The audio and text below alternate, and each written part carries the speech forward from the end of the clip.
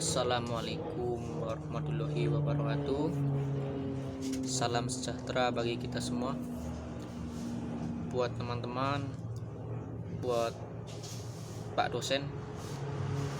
Sebelumnya perkenalkan, nama saya Cahyono. Saya dari Universitas Widya Mataram, Yogyakarta.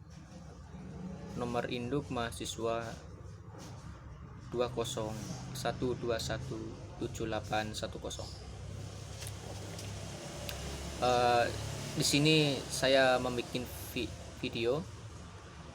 Yang pertama itu untuk memenuhi nilai ulangan tengah semester ganjil atau semester 3. Dan yang kedua, di sini saya akan menjelaskan ya dua pokok, yaitu terkait dengan sentralisasi dalam Undang-Undang Minerba. Ini ada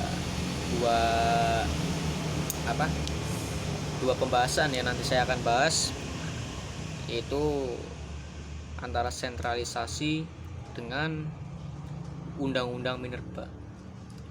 Nah, sini sebelum kita menjawab permasalahan-permasalahan ya, di sini tuh saya akan menjelaskan terkait dengan apa sih itu sentralisasi.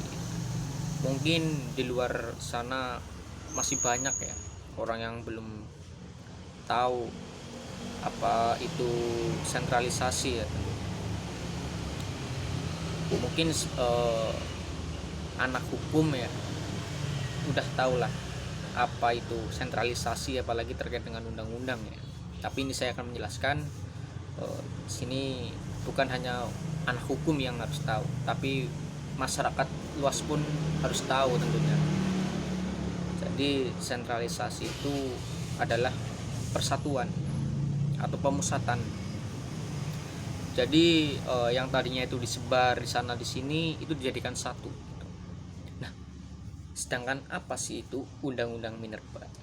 Nah, Undang-Undang Minerba itu terkait dengan tambang ya. Untuk minerbanya itu adalah singkatan dari mineral dan batu bara ya. Kan orang tahu batu bara adalah tambang ya, emang benar adalah tambang. Tapi di sini saya akan membahas tentang sentralisasi dalam Undang-Undang Minerba.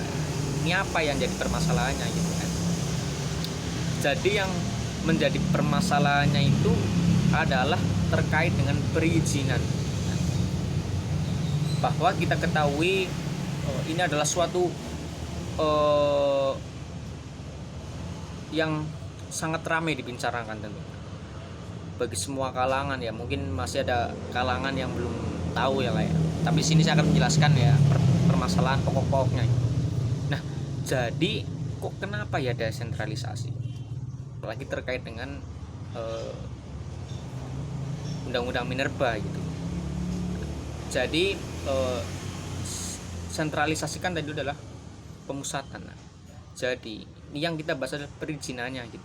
Perizinan dari izin usaha tambang gitu. Nah, sekarang itu izin tambang itu tidak bisa dilakukan di daerah. Nah, tetapi sekarang itu perizinan itu harus ke pusat. Nah, tapi ini ada persoalan yang harus kita selesaikan sebenarnya teman-teman.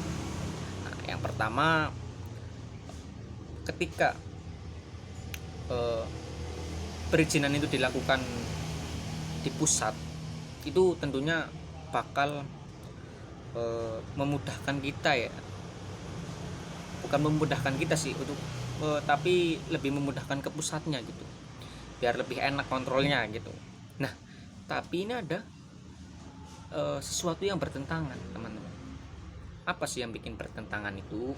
Nah, bahwa kita ketahui dalam pasal 18 ayat 1 Undang-Undang Dasar sudah dijelaskan nih bahwa setiap negara mempunyai provinsi dan setiap provinsi mempunyai kabupaten atau kota. Nah, setiap provinsi dan kabupaten itu memiliki sebuah aturan. Nah, memiliki otoritas daerah yang dimana setiap wilayah itu berhak untuk merancang undang-undang itu, untuk mengelola wilayahnya sendiri gitu. Itu pun sudah dijelaskan dalam undang-undang dasar gitu. Ini sangat bertentangan tentunya.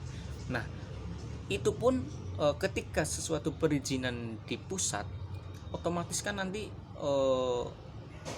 malah bakal menjadi banyak persoalan sebenarnya. Misalnya peti, apa sih peti itu?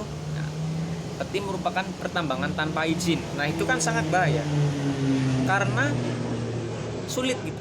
Apa-apa harus ke pusat. Padahal kan dalam undang-undang dasar kan udah menyebutkan bahwa setiap wilayah itu berhak gitu, untuk mengelola wilayahnya sendiri gitu kan. Tapi karena semenjak itu ketika undang-undang minerba itu disahkan, para pengusaha itu kesulitan tentunya. Bukan pengusaha sih, ya sekelas kayak masyarakat yang bakal mendirikan usaha itu harus ke pusat gitu loh. Nah, sedangkan secara kita pikirkan kan ketika kita dipegang sama pusat, otomatis kan tentunya banyak sekali persoalan nantinya. Yang pertama itu terkait dengan pengawasan, itu mesti bakal kurang ya, karena kan sekarang pusat apa-apa itu dengan iming-imingnya itu dengan pengawasan secara digital. Itu menurut saya itu kurang tepat gitu loh. Walaupun kita udah diawasi secara digital, tetapi kita juga